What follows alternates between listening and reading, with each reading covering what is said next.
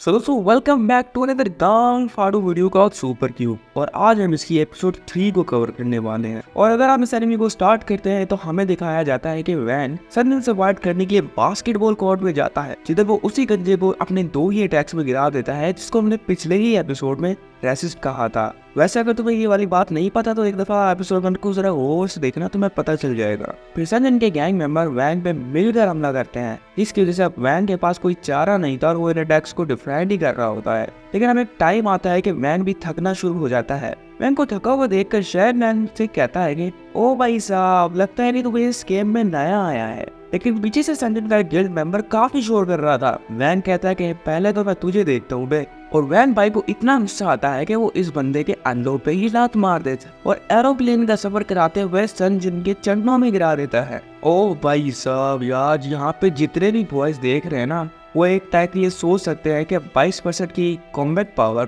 की लात जब अंडों पे पड़ती है तो वो अंडे तोड़ देती है, चाहे वो मगरमच्छ के हों या इंसान के। फिर सनजन अपने अंडे बचाते हुए अपने बंदों को वैन से लड़ने के लिए भेज देता है। लेकिन वैन सनजन के गिल्ड मेंबर को एक एक करके इजीली डिफीट कर देता है। ये सब देखकर लिटरली सनजन की फटना शुरू हो जाती है। सोचता है कि नहीं यार, नहीं नहीं नहीं, ये इंसान हो ही नहीं सकता।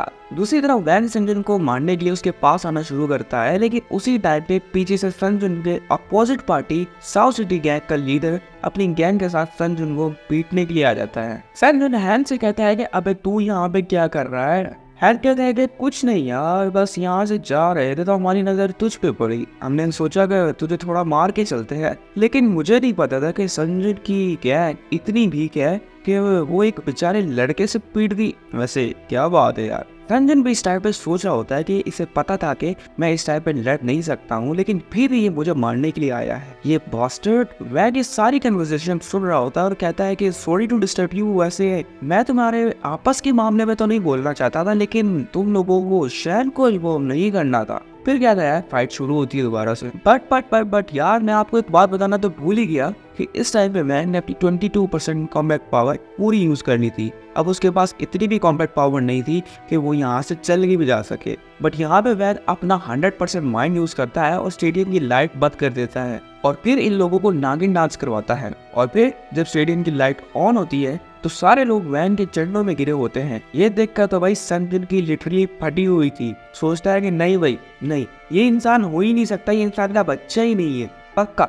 लेकिन इस टाइम पे शैन कॉलेज के प्रिंसिपल को साथ लेकर एंट्री मारती है। अब वैन ये सब कुछ एडमिट नहीं कर सकता था ना, सोचने की बात है। तो फिर वैन को आइडिया आता है और वो सनजन को बलि का गधा बनाता है। वैसे आम लोग बकरा बनते हैं, लेकिन सनजन गधा है तो गधा ही बनेगा ना, सोचने वाली बात है। फिर वैन इन सब चीजों के साथ सनजन के सर पे डाल देता है और यहाँ से चुपचाप निकल जाता है। और ऐसे बनता है जैसे ये सबसे बड़ा मासूम बंदा है और शहर के पास जाकर मासूम बनकर अपनी मरहम पट्टियां करवा रहा होता है। क्या बात है यार, क्या बात है। और वैन को ये पता था कि उसको और भी स्ट्रॉन्ग चाहिए होंगे, अगर उसको और भी स्ट्रॉन्ग बनना है ताकि वो फिर दोबारा से शहर को बचा सके, जैसे नॉर्मल एनिमीज में होता है। अब वैन जैक्सन का पता करते हुए अपने घर के करीब लवजिन माउंटेन पे जाता है। उधर जाके सिस्टम वैंक से कहता है कि एक स्ट्रॉन्ग पावर मैंने डिटेक्ट की है, लेकिन वो अंडरग्राउंड है। फिर क्या था, वैन टेलीपोर्टेशन स्किल को यूज करके अंडरग्राउंड गुफा में टेलीपोर्ट हो जाता है, जिधर वैन का इंतजार उसकी पुप्पी का लड़का कर रहा होता है।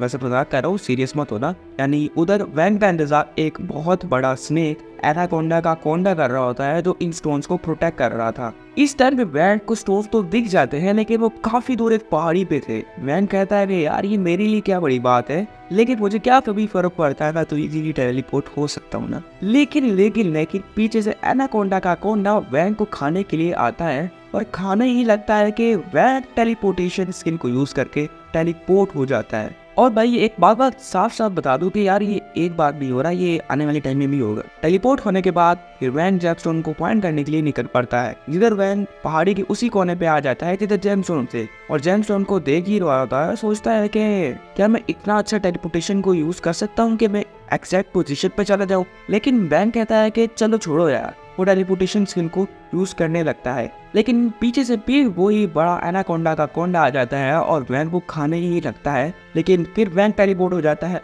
बेचारा एनाकोंडा भी सोच रहा होगा कि यार मैं कहाँ फंस गया हूँ, ये क्या इंसान है, मैं इतनी कोशिश कर रहा हूँ लेकिन मेरे मुंह को लग ही नहीं रहा। बट दूसरी तरफ वैन पहाड़ी पे चढ़कर एक रस्सी की मदद से जेमस्टोन को तोड़कर बैग में रख ही रहा होता है। तकरीबन लास्ट ही जेमस्टोन रहता था कि जेमस्टोन टूटते ही पहाड़ी में गिरने लगता है। वैन इसको बचाने के लिए खुद भी पहाड़ी में गिर जाता है, लेकिन बच जाता है। वैन सोचता है कि पता नहीं पानी कितना डीप होगा और वो अपनी माइक्रोवेव रेडिएशन की स्किन को यूज करके चेक करता है। लेकिन फाइनली वैन एनाकोंडा के कोंडा को देख रहा होता है और इसको देखकर डर जाता है और फिर इसको देखकर पीछे हटना शुरू कर देता है। और फिर क्या था, एनाकोंडा वैन पे हमला कर देता है, मगर वैन को पाँव स्लिप होता है जिसकी वजह से वैन बच जाता है। मगर यहाँ पे रैटर बड़ा हरामी निकलता है और वो वैन की रस्सी ही तुड़वा देता है। यार ये रैटर लोग होते ही बड़े हरामी हैं। चलो इसको छोड़ो, वैसे हम कहाँ थे। हाँ, वैन की रस्सी टूटने के बाद वैन पानी में गिर जाता है। इधर एनाकोंडा का कोंडा वैन को पानी में ही पकड़ लेता है। हाँ यार, मैं आपको एक बात बताना तो भूल ही गया कि वैसे वैन अपने साथ किसी और को भी टेलीपोर्ट कर सकता है, चाहे वो लिविंग थिंग हो या नॉन लिविंग थिंग हो।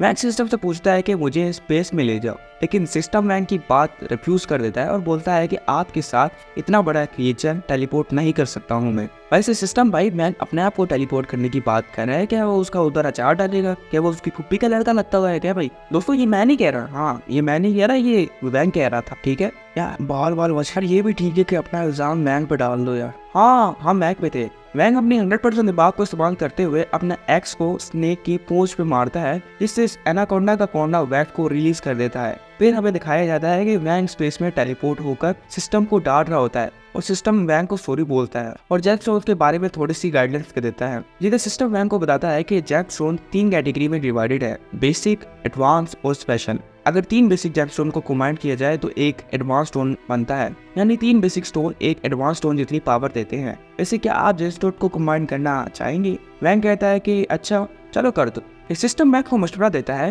कहता है कि सर आपके पास 9 जेमस्टोन है और बाकी 2 का क्या करना है, क्या उनको भी मर्ज करना है? वैंग सिस्टम की बात को रिफ्यूज कर देता है और कहता है कि हमारे लिए एक बहुत बड़ी जंग इंतजार कर रही है। सिस्टम कहता है ओके और वो वैंग को टेलीपोर्ट कर देता है। लेकिन टेलीपोर्ट होने से पहले सिस्टम वैंग की स्पीड और स्पिरिट की एबिलिटीज को इंक्रीज कर देता है उन 2 जेमस्टोन की मदद से, अब जिससे वैंग एनाकोंडा के कोंडा के बच्चे को मार सकता था। टेलीपोर्ट होने के बाद वैंग इजीली एनाकोंडा को अपनी पावर से कुछ ही वार में मार देता है। और फिर हमें दूसरी तरफ संजिन और हान को एक बार क्लब में दिखाया जाता है, जिधर हान संजिन से बोलता है कि उसने वैंग से रिवेंज लेना है। लेकिन यार मुझे बात समझ नहीं आ रही कि भाई तेरे को रिवेंज लेने की क्या जरूरत है। असल में वैंग ने संजन के साथ जो किया था, यानी पहले तो संजन की पूरी गैंग को मारा नहीं, कुट्टा, और वो भी बगैर साबुन के, और फिर इन सब चीजों का इल्जाम भी संजन पे डाल दिया। वैसे क्या बात है, असल में संजन को वैंग से वही लेना चाहिए ना बदला, मगर हम क्या करें, जो दिखाया जा रहा है वही देखना पड़ेगा ना। तो फिर चलो देखते हैं कि नेक्स्ट एपिसोड में क्या होता है,